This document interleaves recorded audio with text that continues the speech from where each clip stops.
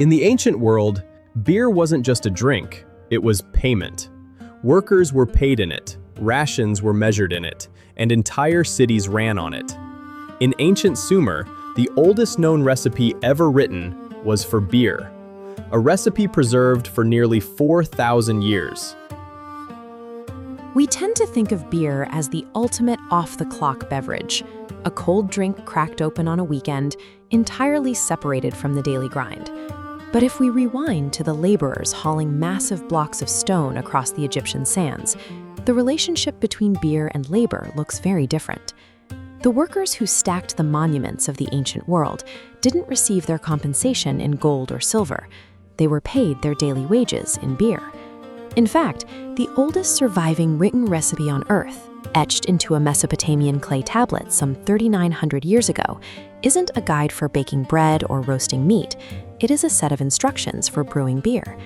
Yet, if you were handed a pint of this specific ancient payout today, you likely wouldn't recognize it as beer, and you might not even know how to physically drink it. Ancient empires relied on this liquid as a caloric, hydrating survival tool, the infrastructure that allowed these early states to expand and persist.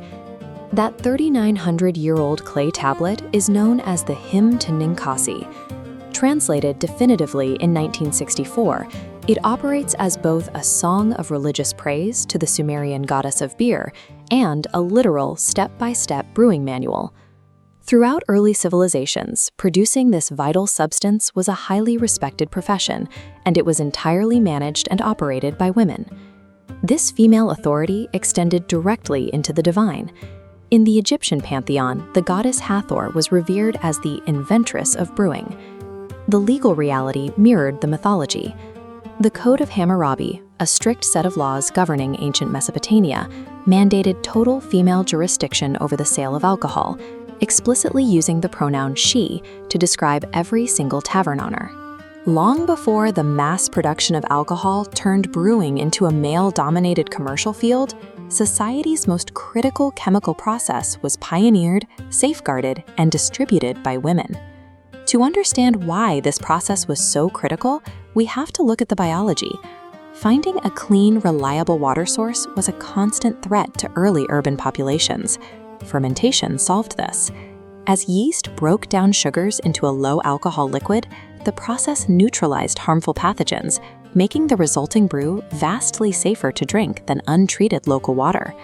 It also packed a massive nutritional punch.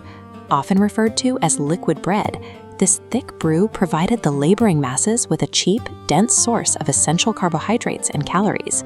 Because it offered both safe hydration and physical energy, the brew functioned as hard currency.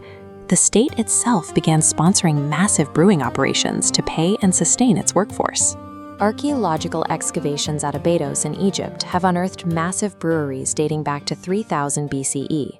These state-run facilities were capable of producing huge quantities at a time, enough to feed large segments of the empire.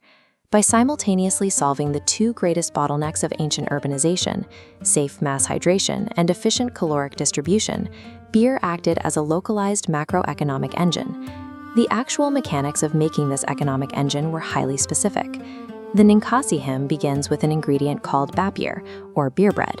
Brewers baked this barley dough at extremely low temperatures, around 100 degrees Fahrenheit, acting more like a dehydrator to ensure the yeast inside survived. Once dried, the brewers tore the babir into pieces and mixed it with malted wheat and date syrup. They placed this sweet mixture into sun-baked clay jars to trigger active fermentation. The resulting liquid was entirely unfiltered. This meant a thick layer of grain husks, old bread bits, and active brewing debris floated right on the surface of the drink. To bypass this sediment, Sumerians engineered a workaround. Drinkers gathered around a communal vessel using long reed straws, plunging beneath the debris to access the liquid below. This shared vessel forced people shoulder to shoulder, making hydration a social act embedded deeply into daily cultural rituals. It was a messy, highly communal process. It bears almost no resemblance to the sterile, filtered manufacturing we know today, but it was brilliantly effective for keeping a civilization alive.